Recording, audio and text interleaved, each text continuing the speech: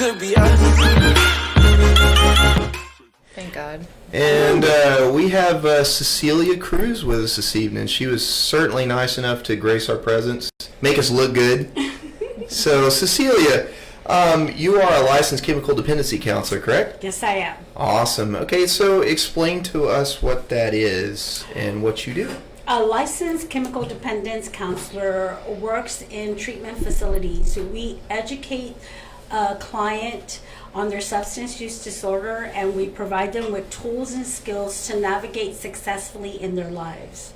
So it's basically like learning who you are. And as long as you learn who you are, know who you are, then you're able to apply whatever tools and skills are necessary in order for you to be in the recovery process, and then therefore coming into the healing process. Okay, cool. So how do you help somebody, like, discover who they are? Well, I go on the model, a behavioral model, which is pre-contemplation, contemplation, preparation, action, and maintenance. So an individual has to be ready. So you can't force someone to see that they're having issues in their lives. They have to see it on their own. So it's basically meeting them where they're at. Meeting them where they're at and listening to them, and then helping them with the issues and concerns that the client has, and then help guiding them to make better decisions and choices pertaining to their lives. Okay, all right. So where does LCDCs fit into the spectrum of, like, recovery? So we're licensed chemical dependence counselors, so we actually help the client process through the recovery area in their lives. So we help them take a look at their lives and help them, be able to distinguish their thought process, okay? Because a lot of individuals who have a substance use disorder, of course, it starts with the thought process. So it's the thought process and distorted thinking, and then we have to learn to embrace our feelings and emotions. Because a lot of us, I'm going to say Cecilia, it's an I statement. I did not like to feel anything. Therefore, I'm numbed with substances and alcohol. That sounds pretty familiar to me. Mm-hmm. So then when I started to feel, right, because when you're in a treatment center, they come up with these feeling sheets. So how do you feel today, Cecilia? Well, I feel okay. Okay is not a feeling. So 1 through 10. So you have to learn to acknowledge your feelings, because feelings are signals on how you're going to proceed or react or respond to things in life, right?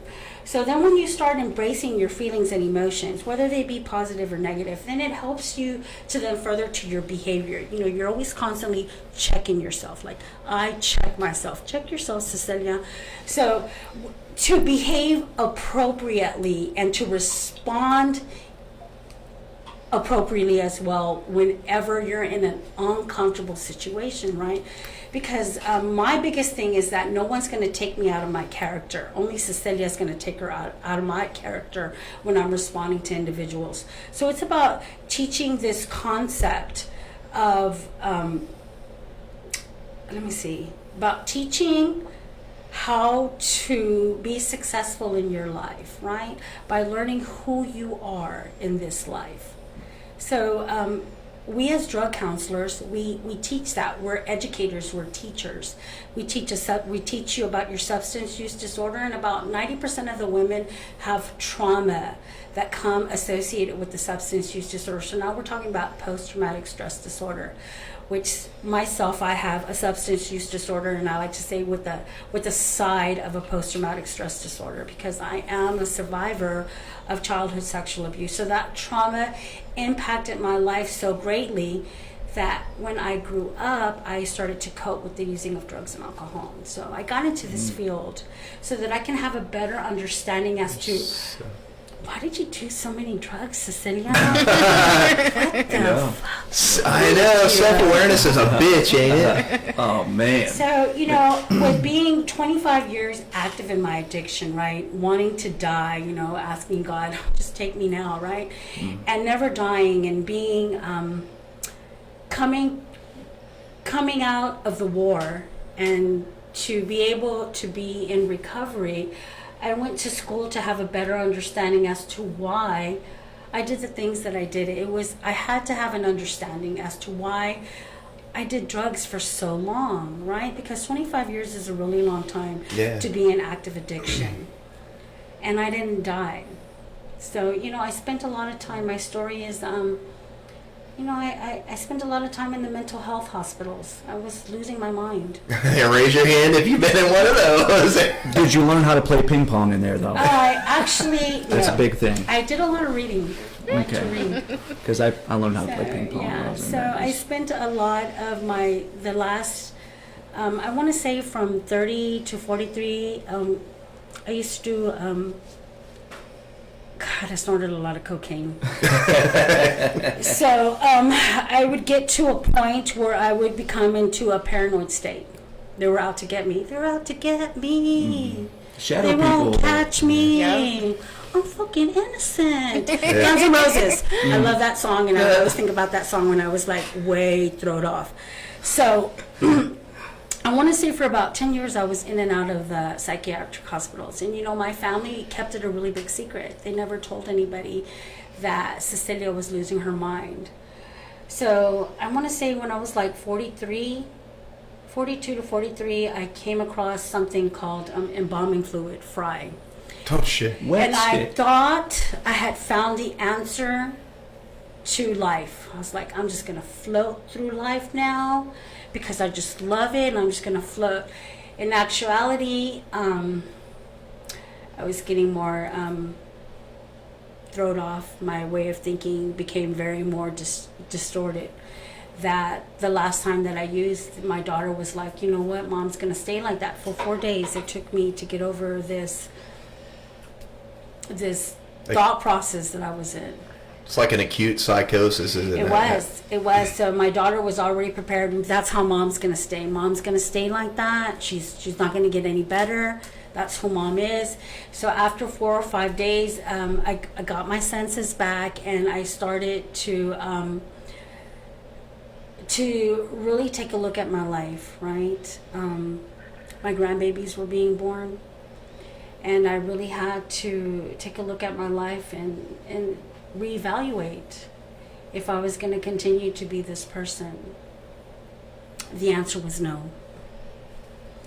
So I came into recovery of 2013. My recovery date is September the 11th. And I went through the doors of Santa Maria Hostel. I stayed there 50 days. They gave me an understanding of my substance use disorder and how my trauma impacted that. And then I did 6 months outpatient. I went and I lived with my sister for a year and a half, and I walked away from the lifestyle that I only knew how to live. So for 13 years. Wow. So for 13 years I sold drugs. I was a dope dealer in my neighborhood, and I swear that's all I thought I knew how to do. That's all you know how to do, Cecilia. You're gonna, that's all you know how to do. You just know how to sell drugs. You know how to flip. Make 150 into 300. You know, 0.5ers. 3.5, a half 8. That's all you know. That's your mindset. So, were you at one point? I know you said dope dealing to supply your own habit. Yes, I became my number one customer towards the end of that lifestyle, yes. And the lifestyle itself is addicting as well. Yes, it was. It was, because you are seen as this person in your neighborhood, right? You're like, oh, I'm going to go to her, and, it's the image. It's a false image. And so for a long time, I lived this lifestyle. And what this lifestyle was doing, it was just, it was taking me for all that I was. So I was now 40, because I went into the VOA the first time that I tried recovery, right? So, what is VOA, if you don't know? Veterans of America, which is on Lavender. Okay. So that was the first time that I went into recovery, right? So I had a little bit of understanding of what my active addiction looked like, right? So, but I thought I knew everything. I got this, you know. Been there. I can stop using whenever I want. One of the biggest lies that I told myself, I can stop using whenever you want. Yeah, no kidding. Oh, I can stop drinking I anytime. don't have a problem. Powerlessness. So then I went home, and then I continued, you know, I'm just going to sell dope. I'm just not going to do any. I'm just going to continue this lifestyle, but I'm going to separate this from that. And that was the biggest lie that I told myself. So at 43, I had had enough. I had just started smoking fry. Can you elaborate a little bit on what fry is? Fry is embalming fluid. It's called wet. It is embalming fluid is what they put into dead people when they Right. die. Right. So you dip it. You dip it in a cigarette, or you dip it in a cannabis in some Right. pot. Yeah, So- I've seen people like permanently brain damaged from. That's right. Right. And so that's what I did. So you were doing that. So you were smoking fry while you were also selling dope. That's correct. Wow. Yes. Okay. So are you like the straight gangster drug dealer, like the Queen of the the South. madam? Yeah, the lady in Florida, and Scarface. You got your No, and submachine and this is why I never did any time for that. And why I never did any time for that, because I was like, you know what, I'm only going to do 7 grams, right? 7 grams, which is with a quarter ounce, right? And so 7 grams is the time for it is not as much if you have an ounce. Ah. You know, so I never had more than that, and I would always break it down into 20s. I had a clientele of I conducted it as a business, guys. Okay, so I had hours. People would come from certain hours to certain hours. If you didn't call me, I wouldn't serve you. I was very strict, and my clientele was mostly men, so they always thought, oh, she's such a bitch, man. Because I was very business orientated, because this is money that's paying my bills. This is money that's providing for my family, and this eventually became money that that I was shoving up my nose as well. So I was very always very straightforward with who I was in that lifestyle. When did the business end start mingling with the pleasure end in that career? That When I started doing a lot of my own dope. yeah. When I can remember one time my granddaughter had turned 1, and we had threw her a big party, right? I had invited all my family, and my nose was all messed up. It was all scarred up and stuff, right? Along with popping a lot of pills, hydrocordones and somas. And I weighed like 113 pounds, and God, I was all that day, right? I was so fucked up, right? And I felt some kind of way about it, right? Because my granddaughter was turning 1, and it was her birthday party, and nobody knew that I was fucked up. Or they did. They just didn't say anything because I was this person. So no one's going to say anything. I mean, I threw the party, So nobody's going to tell you anything, but I felt some kind of way, right? Knowing that my nose was all messed up, still doing bosses, still popping the hydrocodone, still not eating, just... Right. It was a moment for me where I had to really, really stop and ask myself again, Cecilia, are you going to continue to do this? Along with my daughter now being pregnant with Fonzie. She was pregnant at this time as well, my daughter. So now I'm having my grandson come in a couple of months, and I'm this person. Yeah. It's making you self-reflect. It is, because my granddaughter texted me on the way over here, because she calls me, so I have a relationship with her. Her birthday is actually next Monday. She turns 8 years old. Oh, nice. And so my granddaughter and my grandson, Fonzie and Desi, I love them so very much. Fonzie? Fonzie. Like Fonzarella? Yeah. Oh, wow, that's cool. That's pretty cool. His man. name is Alfonso, Hey. but his name is Fonzie, so I was going to say, hey, Fonz. So That's pretty cool. Ellusive. Hell yeah. Yeah. So Fonzie and Desi, you know, they're this age and they just love their Gammy, right? But they don't know that Gammy was this person, right? Because all they know is who they know now, which is this Gammy who takes them to church, Gammy who loves them, Gammy who buys them what they want for their birthday, Gammy and my husband, whom I love so very much, my Rodolfo. I'm married 6 years. Oh, So cool. Yeah. I love my Cool, husband. man. We did fight. We met in recovery. So you know, they'll never know that person until they ask me one day, and I will always be very forthcoming with who I am with my grandchildren because they need to know who Gammy is. So I will never lie to them. What I've learned to do is that I've learned to pause and watch how I share my words with them, right? Because they're so taking everything in, right? So going back to when my daughter was pregnant, so I remember in that summertime, I have a video that I share on Facebook of the last time that I used. Have you seen it, Ashley? I have. I gotta go look at that. Yeah. It's like the picture, I usually have my mugshot from when I got arrested on Facebook. So I share that video on Recovery Month on September. I share that so that I can share with individuals that people can change. That stereo, oh, they're never going to change. They're always going to be that person. It's a big, fat lie. Because people change all the time.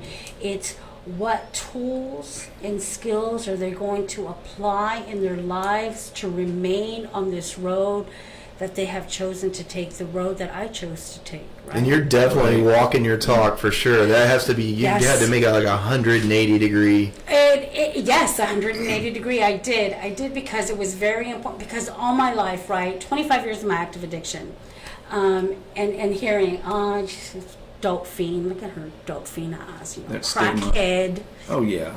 Oh, she's just a junkie. She's never gonna change. She's, you know, she's just gonna be this person. And where I started to believe it myself. You start to believe these things that people say to you. Absolutely. And so you start to internalize these messages that are surrounding you, right? So was that motivation for you to change, or was that, you know, that caused you to look inward more? Caused me to look inward. What caused me to change were my grandchildren. They were my motivators. I love them. I couldn't. Yeah, she loves them. I couldn't do for my daughter and my son, and I love them so very much. But I'd be damned if I wasn't going to do it for my grandchildren. Because I am the leader of this family. There is no dad. So I really had to make a decision on how I was going to proceed to move forward in this life. So Desi and Fonzie were my greatest motivators. They were like, they'll never know it, but they motivated me because I love them so much that I was determined to be who people thought I could never be. So by walking into those doors in the treatment center, by learning, oh man, by doing what people tell you to do, because people tell you to do stuff, you know, go to sleep, lights, you know, go to class. And that's so freaking hard to hear sometimes. It is, because we're so used, come on, I so dope, nobody ever fucking told me what to do. I told people what to do.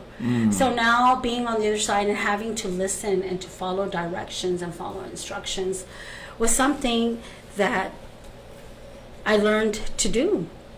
And that's hard. That's hard to learn how to take simple freaking directions. Exactly. So I learned it there. I learned it there when I got there because it wasn't easy being in a treatment center. I had this one girl who constantly called me a crackhead. You're just a fucking crackhead, Cecilia. And so I would cry every day in my room, right? And my roommates would be like, Cecilia, why are you crying? Because I can't hit her. Oh, yeah. I know that. I couldn't hit her. Because if you hit her, you're going to be kicked out of this treatment center. Right. What are you going to do? So I cried. and because I wanted this more, because I knew what I would go back to. And I didn't want that. I didn't want that anymore. I wanted something better for me. So I endured that. I stayed, I cried, I grew. And so it was during my vulnerability, it wasn't weakness. It was my vulnerability is where I grew. And in my pain, I changed. Yeah. So thank you. I forgot what her name was, but thank you so much. Growing pains. That's exactly what they are. In the discipline, right? I mean, I hear the lack of when I was out there, you know, that just to discipline myself to go, like Jeremiah said, a 180, Yes. right? A complete 180, and that's exactly what it is that, you know, well, for me too, you know, just having that that willingness to the surrender, and you said vulnerability. Exactly. Vulnerability, Exactly. you know, like is more of a strength. In that paradox, right? That It is. that we had to learn is to switch your brain off to okay. Yes. if this It's people think vulnerability is weakness. And so I thought that concept as well. I thought that I was weak because I was vulnerable. But then when I started, you know, reading a lot or listening up, Brené Brown talks a lot about vulnerability and shame. Who again? Brené Brown. Brené. Okay, we'll have to look. We'll have to look her Yeah. author. Or? Yeah, she is a person who works with people who shame and guilt, resilience, and all that. So reading some of her stuff, I came to realize that I wasn't weak. I was just, you know, the vulnerability that I had to grow through that, right? That I had to learn some things. I didn't know shit, so I had to learn a lot of things. So by learning and educating myself on the things that I needed from myself, it helped me become a better person, right? A better person, where I didn't no longer have to cope with the using of drugs. Because, man, I love to smoke me some crack cocaine. I mean, that's how I coped. You know, I smoked some crack cocaine. I coped with life for a really long time with that. But unlearning that coping skill, unlearning how to deal with life on life's terms. the cliche. On life's terms. I know a lot of cliches from the program, because in my early recovery, I was in the programs a lot. You know, I did them all. Them all because I had to learn, right? I had to learn how to implement certain things in my life, right? And so I learned that. So I learned a lot of cliches, and so I use them sometimes too. I do some peer support too with some women. Okay. How with the cliches, right? Life on life's terms. I don't know about you, but for me, when I saw those things on the walls, I was so. What does that even mean? Yeah. I was again, you know, it was like hard for me to have that conception of what does that even. I can't even. That's not even on my. I didn't even think I had the what's it called? I don't know what the word is I'm looking for, to actually adhere to that and actually take that in and use that someday. Yes. Where easy does it. Easy does it. Easy does it. Yeah, all those little. What does that even mean? You know? No feeling is final. Yes, no feeling. And when I was doing crack cocaine, I was, you hear a lot of people, they're peepers or they look out the window and this and that. For me, how I knew I was messed up was I would be normal. You know what I mean? The girlfriend I'm with now, she would go, what's going on? I was like, I don't know. Nothing. I'm cool. And I had just smoked. It was crazy to me. You know what I mean? It was nuts. And that was the delusion that I had, that maybe I can do this and control it and still manage things. So, sorry. That's okay. No. I was a peeper. I was on the ground looking for shit that I dropped. That was who I was. Sheetrock and all that. Oh my gosh! Oh man. So when I did do the program in the beginning, because it's important in the recovery process for individuals to have a community of individuals that are abstinent and who no longer cope with the using of drugs and alcohol. So I was in the program, and so by reading the AA book and the NA book. And then, therefore, I got into Celebrate Recovery. All that taught me is to build a strong relationship with God. It's all in the book. It's like, right. you know, God. I think in page 54, God's written in there like It's a bunch. every other Yeah. sentence. It's a bunch. I counted one time, I think maybe 24 times. Yeah, he's in there a lot. It always is interesting to me when people are like, "No, we're not going to talk about that." But, You know, you're in those meetings and they're like, "Nope, we're not talking about God." And I'm like, but- "Why? but He's in the book. He's in the book. He's in the book." So my higher power was God. So what that brought me to was to build a relationship with God, how I saw him. My relationship with God, not Ashley's relationship with God or your relationship with God, my relationship with God. So that's what those rooms taught me, along with learning to look at my own behavior, look at your own inward stuff, right, and working on some issues along with that. So it began there, and then I took what I needed and then I applied them to my life, and I continued to move forward. I started to establish these small goals that led to big goals, along with I did a lot of I was at the Houston Area Women's Center for 4 years. That was one of my biggest meetings, was showing up there every Wednesday, because again, I'm a survivor of childhood sexual abuse. So for the first 4 years of my recovery, I sat in those rooms, I have a therapist today, love my therapist. And just basically learning to have discussions about my uncomfortable experiences in those rooms. So after 4 years, I said goodbye to the Houston Area Women's Center, thanked everyone so very much, and then I continued my own process of moving forward. So I got an individual therapist where I am now doing the rapid eye movement therapy. Oh my God, I love it. Oh, you tell us a little bit about that. Oh my God. So I've tried cognitive behavioral therapy. I can ground. I got grounding methods. I got tools that I use. I do it all the time, right? Whenever something triggers my experiences from my past life, right? So I wanted to do something different, right? Because I had gotten what I needed from cognitive behavioral therapy. I'm just like, I'm done. I practiced that. I said, but my trauma is still there. It's still there. So my therapist had suggested that I start doing EMDR, which is eye movement rapid therapy, where you do something with your eyes. So what this process does, is that the information that is stored in the frontal lobe right here, right, we bring it out during our sessions, and so then it's moved to the back and the memories where it's supposed to be stored, right up here. So I started it last year, and oh my God, I loved it so much. So what I do is that I visit my therapist, I want to say during a certain time per year, right? Because my trauma starts to come up. And it's not that I think about it or just stop thinking about it, Cecilia. No, it doesn't work that way. I'm skipping through my life, and then boom, something will happen. Right. That reminds you. Which reminds me, right? So then I practice, a battle starts within me. I can't stand that. Then my thoughts, they start. So the thoughts are fighting back and forth, right? My rational thinking with my distorted thinking. That sounds easy. And then just learning how to navigate through that, right? Through that process, right? So I started seeing my therapist again, which I had developed a relationship with her about a year ago when I met her the first time, so I found her again. Yay! Cool. I found her and I left her a message, and she called me back. She says, "Hey, Cecilia, I was just thinking about you." She goes, "I was wondering how you were doing." I said, "Well, life is good. Finished doing my practicum at the Phoenix House. I had just finished doing my practicum at Santa Maria Hostel, which, How long was your practicum, if you don't mind me my asking? practicums are a semester.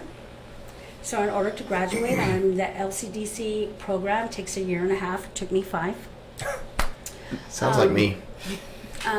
So you got to do practicums in order to graduate. So you got to be in the field. So I did the Phoenix House, which is an outpatient and prevention. I really wanted to do prevention. I was like all about prevention. Prevention. But then I had to still finish. So I had to finish this one more. I needed a credit, so I went ahead and did my LCDC. So then I realized when I was in the field at Santa Maria Hospital, I realized that this is where my passion really was. So then I got certified, so I have a certificate in that. So Congrats. Yeah. I know. I Awesome. sometimes I have to pinch myself to know that it's real, right? Because I have all these experiences in life, and I have to. I'm like, God, you're this, Cecilia. Oh my God. That's who I thank is God. And So, she was so excited when you got that job. She was like, I finally got a job. Because I got my first Yes. paycheck. She's like, I finally had like a real good. job. Real job. Like I got a real job, right? Legit. And then when I got my first paycheck, I'm like, oh my God. Took a picture of it, threw it on Facebook. It was my first paycheck. Oh yeah. Speaking of Facebook, you have a huge fan club on Facebook, by the way. I noticed that. Yeah, she does. Yeah, obviously there's a fan She sitting does. right there, Yeah. so I see the big grin on her face the whole time. Well, no, I've So how did just you get to know her? Mercy Street. Okay. Okay. So we met at Mercy Street, and I believe I've known you since before I went to prison 5 years ago. Because in 2014 I was super active at Mercy Street, and then I epically relapsed real bad. And was trying to get it together. You came and saw me, right, at the Men's Center, Recenter. Do you remember? That's right. Yes. So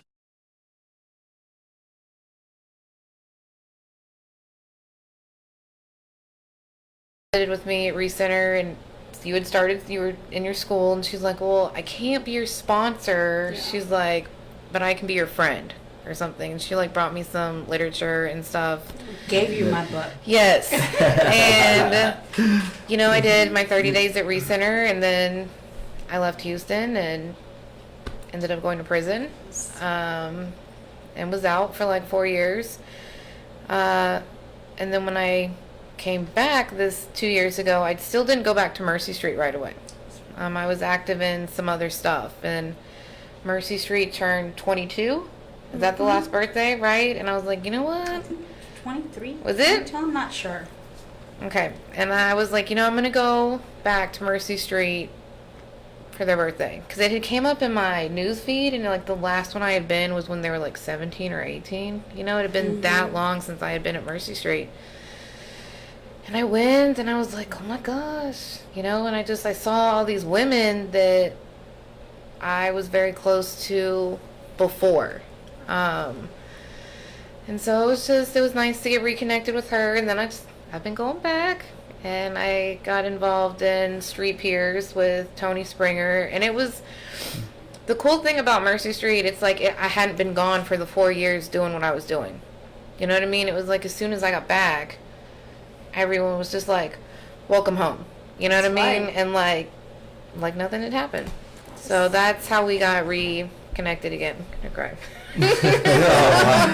This is profound. Yeah, this is this is awesome. It's compelling stuff. Very compelling. I'm Well, and it's just neat to see, because even before, right, like when she was in school, it's just neat to see someone that is like, makes their mind up about something, you know what I mean, and just gets it done.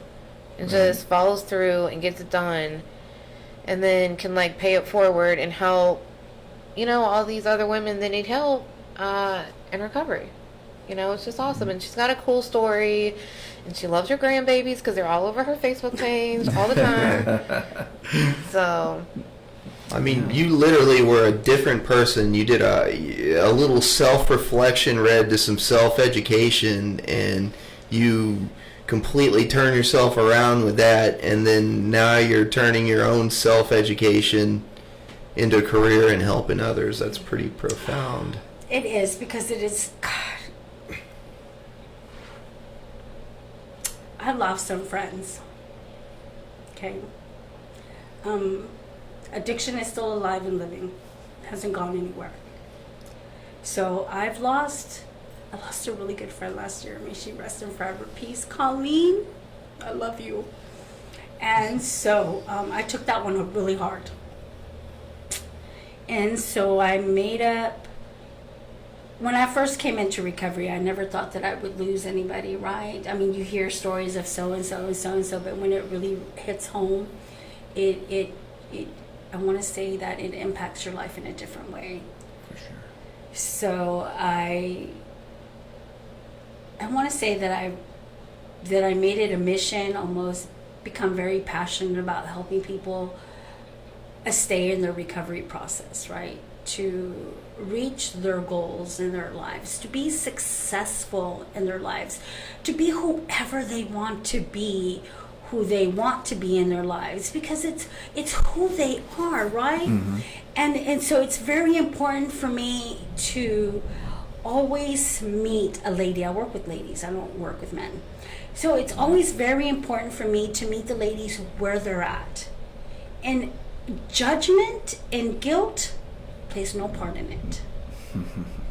I don't do that. I love you. I'm going to love you.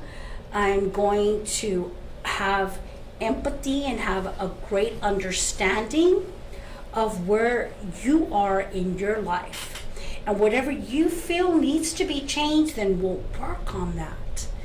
And so it's not that easy. Trust me, it's not, because I know it's you're using, that's the issue.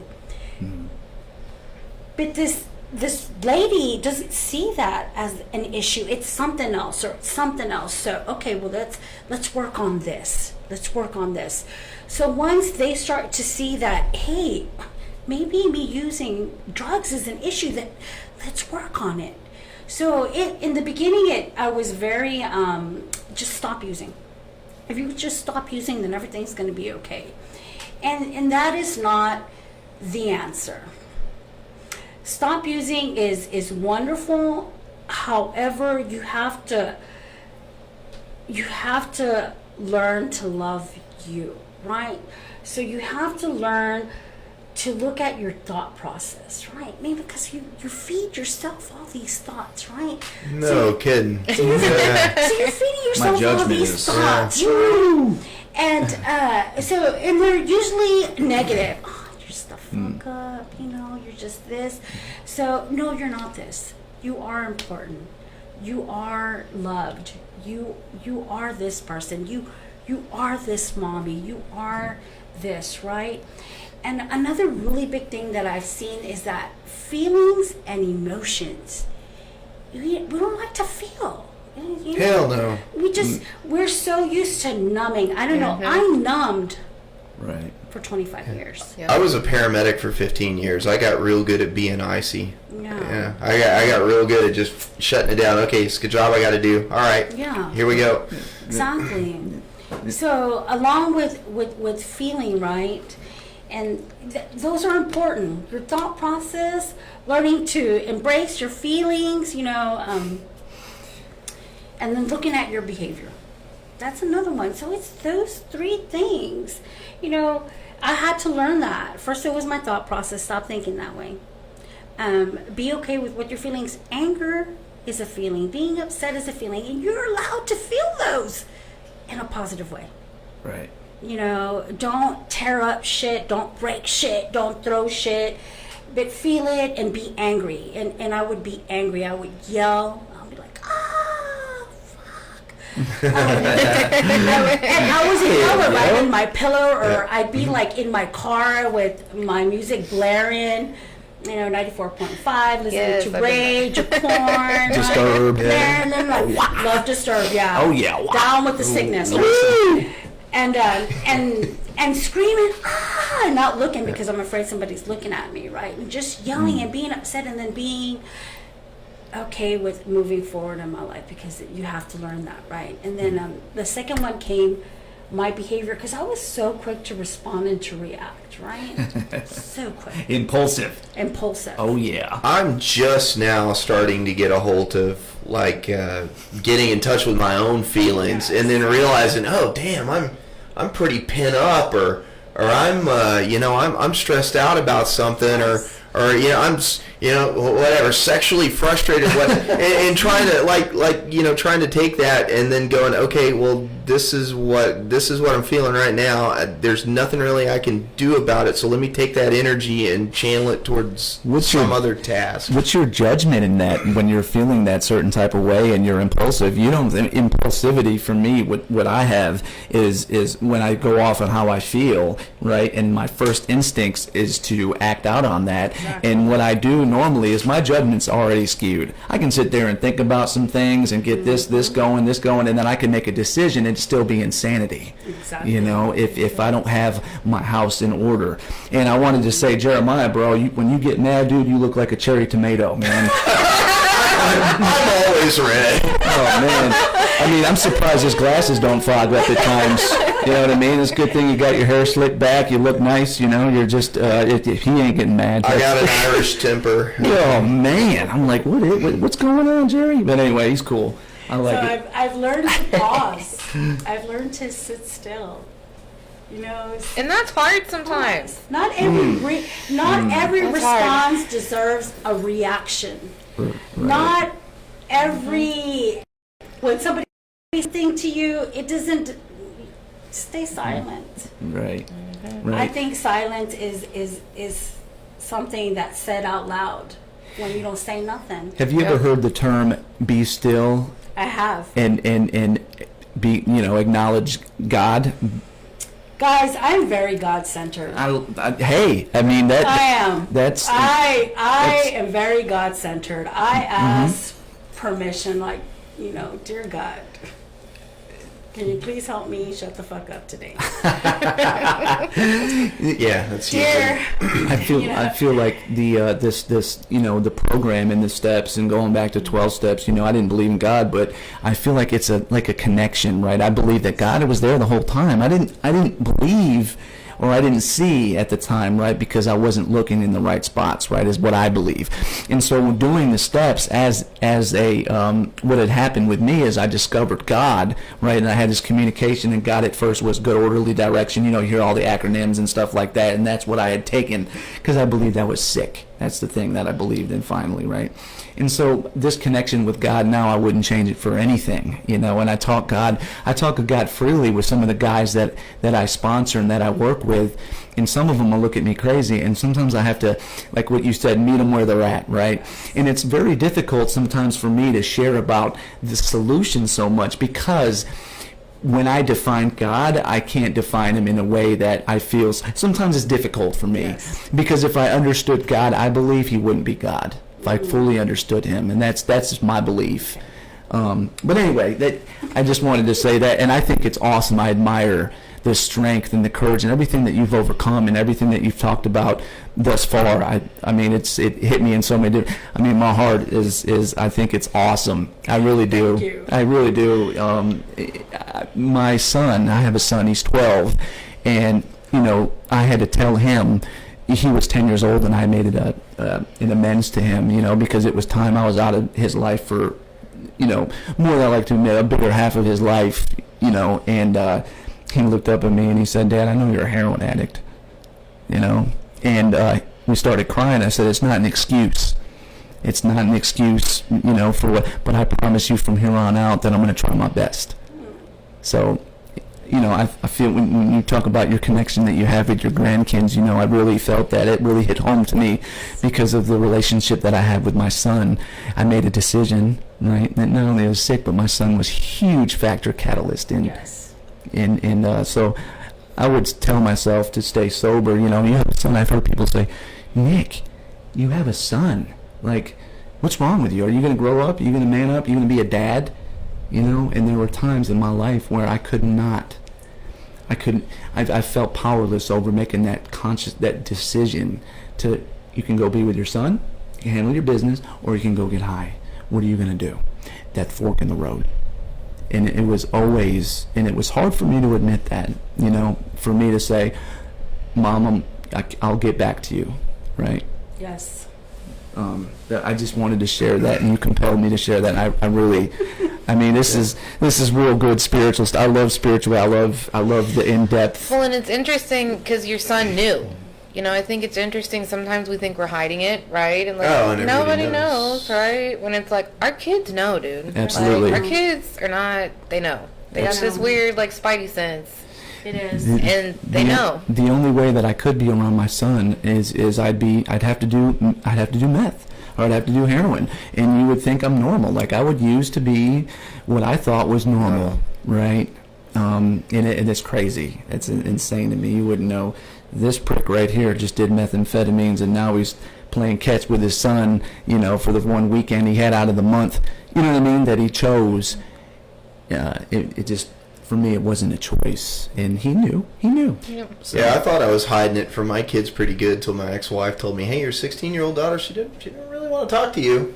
Yeah, she doesn't want to have anything to do with you right now." So, and another. My son, my son, my second, been to treatment twice. Hopefully 2 times is it. Then my son sitting with him in a McDonald's after I got home from treatment, him asking, "Hey Dad, what's an alcoholic?" You know, I was like, whoa.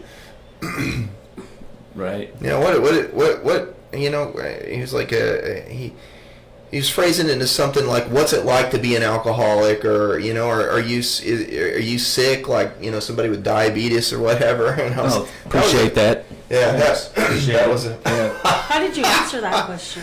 I think I dodged it. I think my heart rate went up to about 170 beats a minute, and I dodged it, and my face got red. Oh, yeah. I didn't know. It just sunk me. Right. I didn't know how to answer it. You finished your Happy Meal. Yeah. Well, I have a 30-year-old daughter, and so Cynthia grew up with watching me my whole life. And I think when I went into recovery and I came out this last time, it took her, I want to say, about 2 or 3 years for her to really understand that I wasn't going to go back and smoke crack. And so she took on this persona, right, of being the mom. She's like that to this day, I swear to God. Mom, did you go buy hand sanitizers and Lysol? Mom, you need to be careful, Mom. You cannot be going out there like that, Mom. You're 50 years old. Did you buy yourself a supplement for your immune system? Do you have vitamin C? So I'm like, you know what, Mom? Can you stop? But she's taken on this persona, right? Because I was this individual for so long. So Cynthia had to grow up. Right? Taking care of me, right? So she's such a worrywart. She worries about a lot of stuff. So when I have conversations with my mom, I tell her, you know, I played a part in that, in her being so worried and so stressed out about things. When you talk about addiction and impacts into your family, you know, I was the child. My parents were off and on addicts growing up. They were nurses, but they were off and on addicts, and I remember a lot of tumultuous times and stuff, and I remember so wanting to get out of the house and get away from that, and I just, my whole 20s, I was angry at them. I did everything I could not to be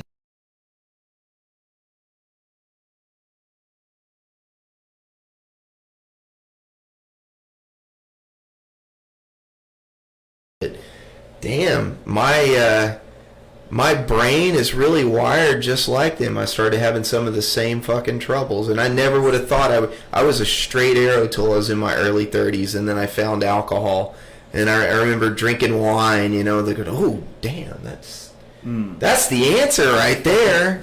And it was for about 10 years until I started losing money and my family getting pissed off at me and telling me to kick rocks, and my kids not wanting to talk to me, and you know, it kind of like beat me into submission, you know, my ego into submission enough for me to go, fuck yeah, I really got to take a look at myself, which is hard as hell to do. I think women in recovery, especially, and when we talk about vulnerability and we talk about, you know, getting this recovery and trying to make that change, I think women especially have, you know, and I remember working with my sponsor, and we talked about, you know, step 4, and my sponsor then was talking about, you know, and I was like, look, man, I was having a hard time doing that kind of that inventory and looking at myself, especially when it came to my active addiction and the things in the miles and things that I would do in order to get what I needed and what I thought I needed, right? And to you know, to talk, he said, well, can you imagine what you know, for a woman, you know, having to do the same thing that you're doing? Can you imagine what the, you know, the and it blew my mind, because I never really it's just so empowering, and it's so inspirational especially when women, they overcome this and they can change and they become this power, this lady that is persevered. I feel like it's harder for a woman, and that's my own personal thing, you know what I mean, thoughts about that. But anyway, I just wanted to say that. I wanted to get that out there, because ever since he said that, I've really appreciated and respected women in recovery. So I mean, I think it can be harder for women sometimes, right, to overcome certain things. Most women, I think, have a lot of trauma tied into why they use. I did. Right. I did too. And then but as I got more into my addiction and I got older, I still had different kinds of traumas, right? Because I would get into the same kind of relationship with abusive people and go through these things just over and over and over again. And I only knew how to handle it by using. That's all I knew how to do, was just use. Numb it away. A licensed chemical, right? Yes. Exactly, and that's something that I had to learn with the recovery coaching thing. With the peer support. So. All right. Well, hey, I really appreciate you coming on. There's a very compelling story. That was fun. That was really cool. Thank you. This was awesome, Cecilia. Thank you so much for sharing this. You're hitting home runs with the guests, by the way. Ashley, this is Cecilia was sourced by Ashley. So. Yes. Ashley's becoming the pinch hitter here. No kidding. Sure. No, she has a great story. And when you can see someone come through stuff, right, and like do what they say and then help other women achieve what they want to achieve, I mean, that's awesome. It's miraculous. Mm-hmm. True that.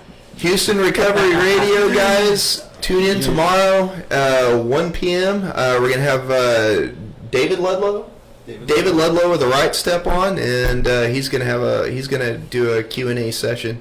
So tune in with us then, and I want to thank you for coming on again. That was awesome. You said you make us look professional and look good. We're just a bunch of amateurs in here learning this stuff. So yeah, giving hope to all the women out there. That's right. Yes. Some hope dealers. Yes, hope dealers. All right, hell Yes, yeah. ma'am. All righty. We love you. Peace out, freaks. Bye.